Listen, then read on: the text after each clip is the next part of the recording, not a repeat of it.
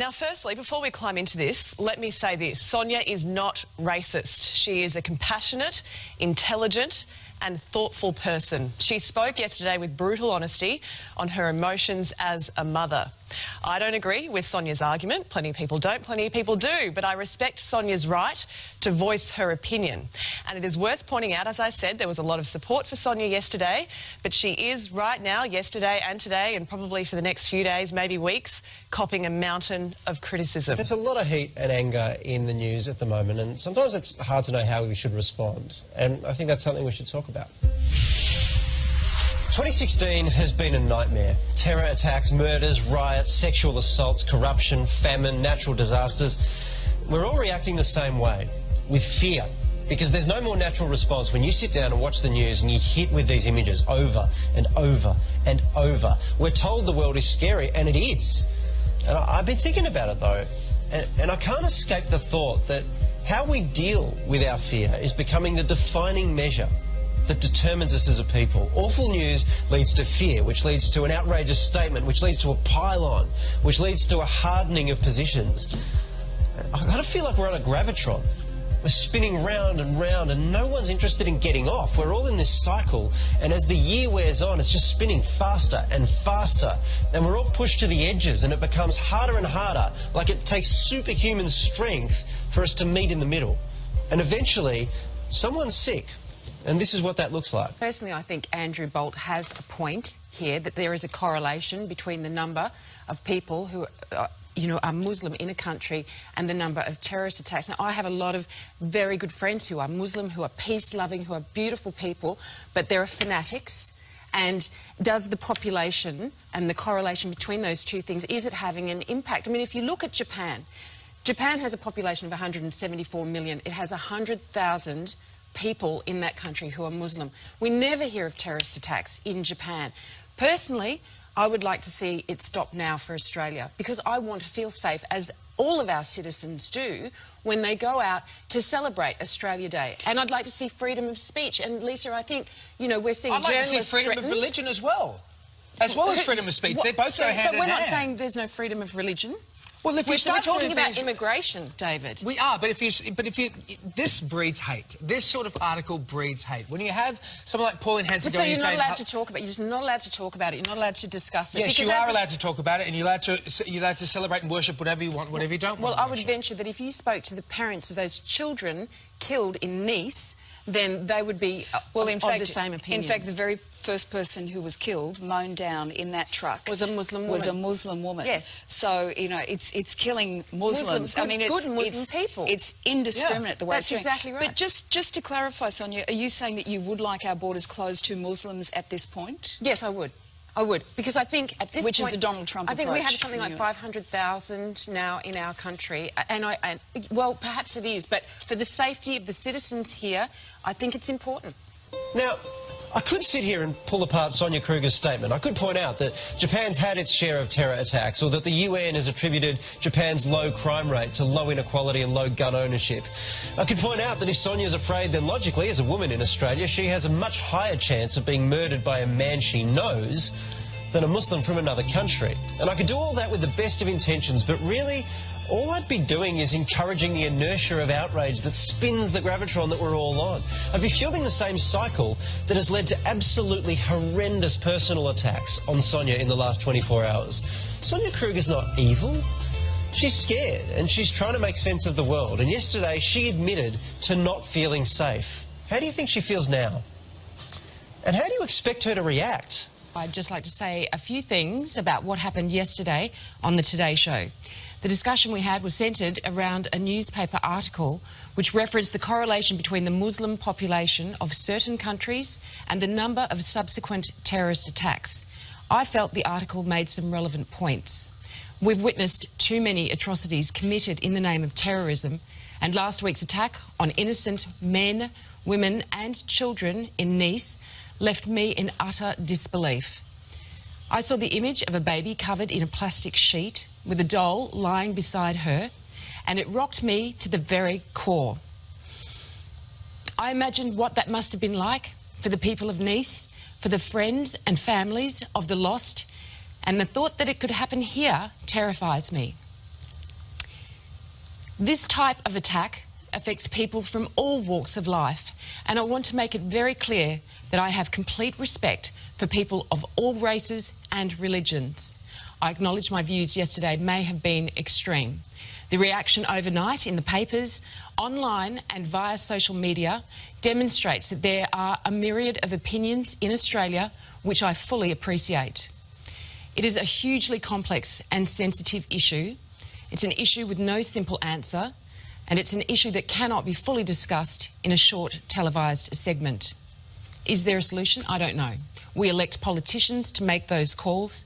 They analyse and then they decide, and we hope they get it right. It's a privilege to live in a country such as Australia, which embraces a multicultural society. But there is no simple answer here, and if we are to find a solution to the situation, at the very least, we need to be able to discuss it. Good morning to you, Ray. First of all, we live in a democracy where freedom of speech is a right. Now, because of the fierce backlash that Sonia has received, do you have any concerns that this may discourage people from saying something that might seem unpopular? I hope not. There are many things I've disagreed with Sonia on over the years, but on this particular point, while I don't agree with the sentiments, I agree with the fact that she should be allowed to say how she feels. In relation to her comments, I fear that the many hard-working, decent Muslims in the Australian community get tainted. There's an imam in Western Sydney on Richmond Road who's embraced Australia, and his congregation embraced Australia. There are many more imams who do the same thing. Then, of course, the reason we're talking about this, and it's good we talk about it, thanks to Sonia, the Grand Mufti of Australia can't speak English. He's been here for almost 2 decades. He shows no leadership. He doesn't denounce the radicalised Muslims who are in jail at the moment and those facing courts. He doesn't do anything. So if this prompts a conversation about immigration, that's good. And if the debate from Sonia sparks the sort of reaction, she's not a racist. I don't know her particularly well, but I don't believe she's a racist. She's a woman who's concerned about immigration, and she should be able to express that without being condemned by those on the left who want to get onto social media and give it to her. Yeah, and it's also worth pointing out too that this sort of discussion isn't only happening here in Australia, it's happening right around the world, obviously whenever there is a terror attack. But I agree with you, Ray, I think it is good that we are at least having some kind of dialogue. In her latest project, By the Numbers, the untold story of Muslim opinions and demographics, Raza warns that Islam presents a great threat.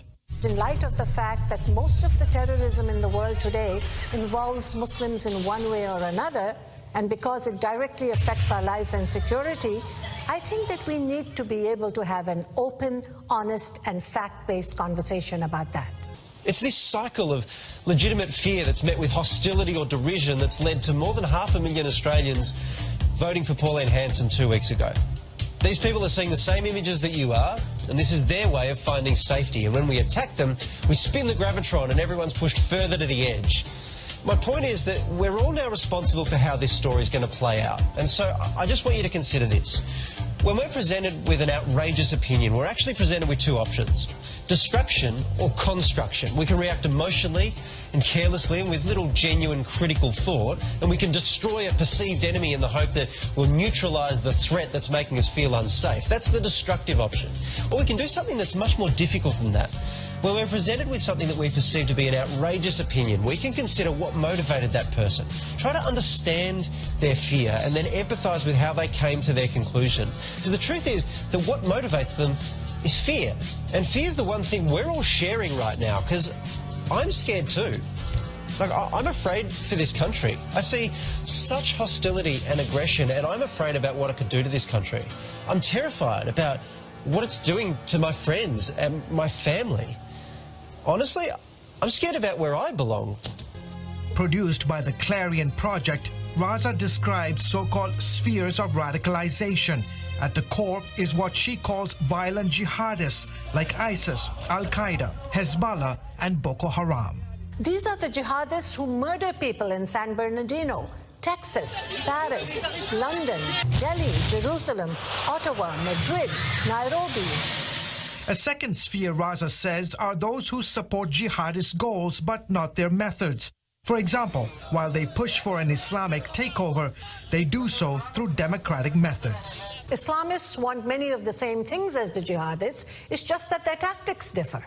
She points to the large percentage of Egyptians who supported the Muslim Brotherhood. or the Palestinians who voted to give political power to the terrorist group Hamas. So instead of engaging in terror themselves, they use the political and cultural system to further their aims. The third sphere, and the largest of them all, is what Raza also calls the most disturbing, the fundamentalists. The Muslims in this circle are certainly not like ISIS, and they're not working to overthrow governments like the Muslim Brotherhood. But they do hold beliefs and practices that no doubt will seem radical to you and me. She points to an exhaustive Pew Research project in 2013 that interviewed thousands of Muslims across 39 countries. In the survey, large numbers of Muslims, representing millions of people, thought it was justifiable to execute people who converted away from Islam and to murder women who dishonor the family. These studies paint a picture of an Islamic world that is increasingly out of step with the modern world. In the same survey, alarming numbers of young Muslims in Western countries also supported suicide bombings. 42% of French Muslims, 35% of British Muslims, and 26% of American Muslims believe suicide bombings against non-Muslims can be justified. And equally shocking, Raza adds, is the large percentage of Muslims who want Sharia law, which calls for stoning of adulterers and chopping off thieves' hands, to be the law of the land. Of course, not every Muslim believes in these things, but hundreds of millions do. The numbers are right here for all to see. Raza says if radical Islam is ever to be defeated, an honest conversation must happen about one of the most important issues of our time. By silencing the debate about radical Islamist beliefs, we abandon our own core beliefs of truth, free speech, and tolerance. And we abandon human rights in favor of political correctness. You know, I get it. I get that this stuff is concerning and it's dangerous and the stakes are high. And I'm right in the middle of those stakes. And we're afraid. Sonia, Pauline, Malcolm, and me. We're all afraid, but it's how you deal with that fear. You don't have to be calling for the incarceration of hundreds of thousands of innocent people to be acting destructively. You might just be angrily tweeting at someone who said something outrageous, but what I'm suggesting is, while it feels good to choose destruction, right now I think we need to try construction. I'm not saying you should be silent in the face of bigotry, but when you do engage with someone you disagree with, I'm talking about assuming the best in people, showing others radical generosity in the face of their hostility, even when it hurts. And this is the much harder choice because it demands much more restraint and patience and so much more strength. I've lost count of the number of times I've seen outrage go viral. Wouldn't it be amazing if just once we could send forgiveness viral? These are dark times, but the best thing to do is reach for a flashlight and not start a fire.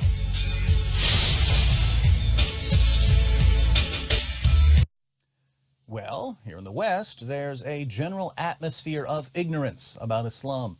People don't know even the most basic facts about Muhammad and the Quran. Islam is often presented as a very simple religion. It's just submission to Allah. But if you dig a little deeper, you find out in the Quran, Surah 4, verse 65, that submission to Allah requires complete obedience to all of Muhammad's decisions.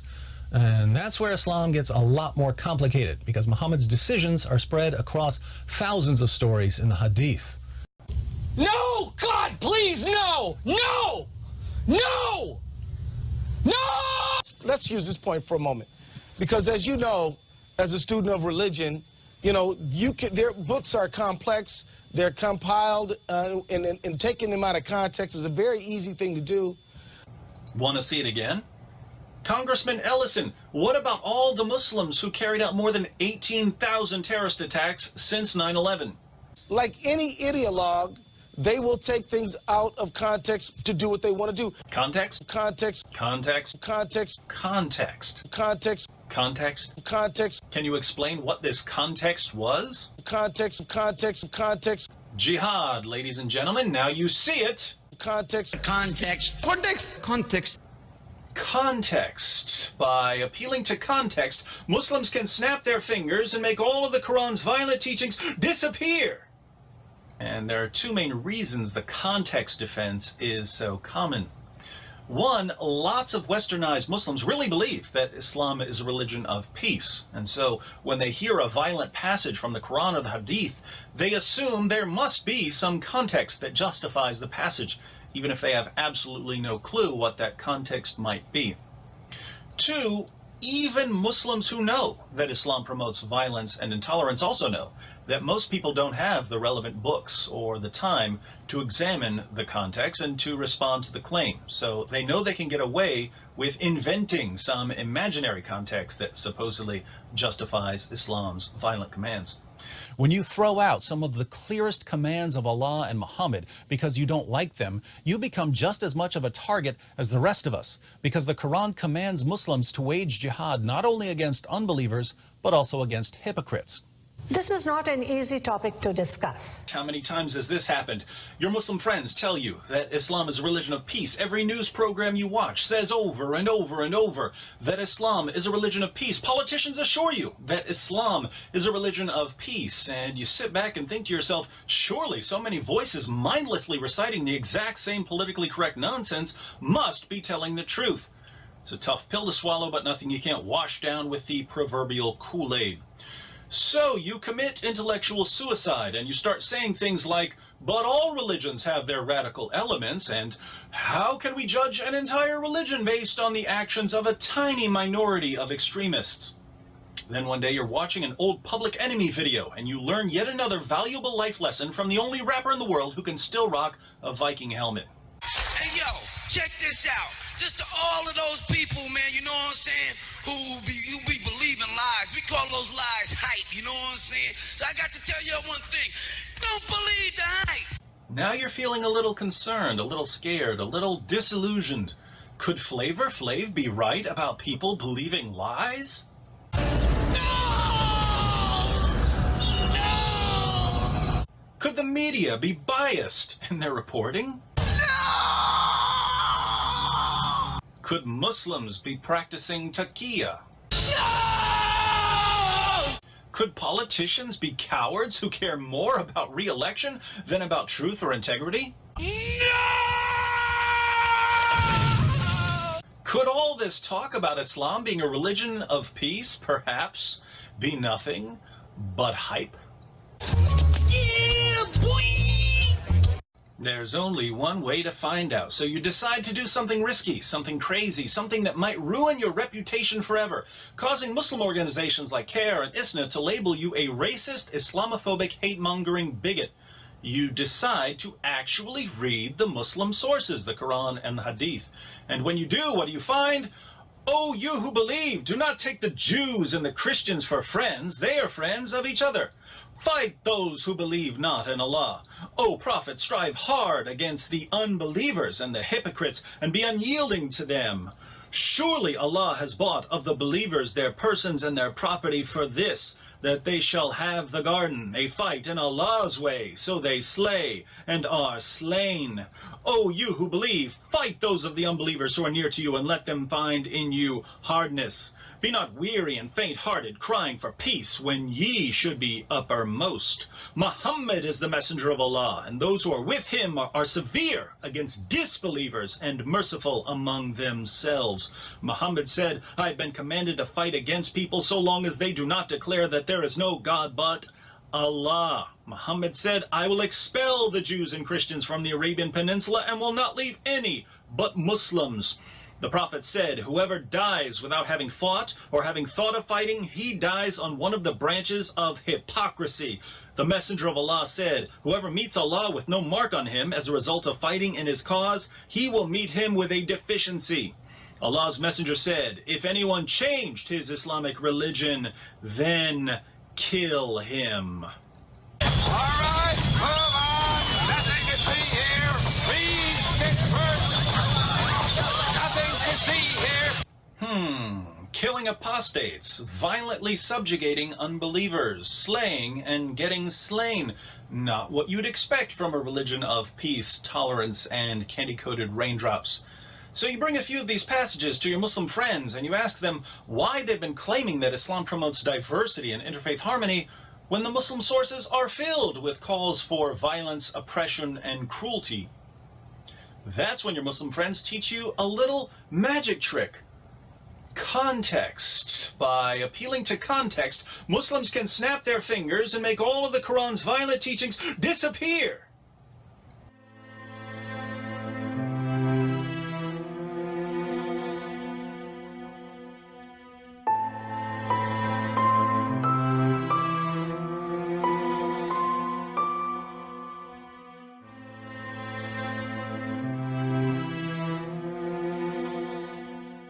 Let's look at some facts. Islam's only weapons are manipulation, deception, and terror. If something is impervious to those weapons, Islam cannot succeed against it. What's impervious to Islam? Very simple. An informed population of free people. If you're thinking, but we already have that, you're currently part of the problem, because what we have now is a misinformed population of gullible drones.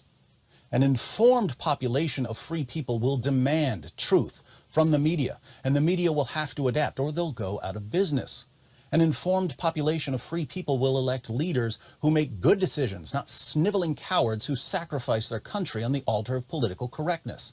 An informed population of free people will not fall for taqiyya. An informed population of free people will never submit. An informed population of free people will openly criticize Muhammad, and Muhammad cannot stand up to criticism.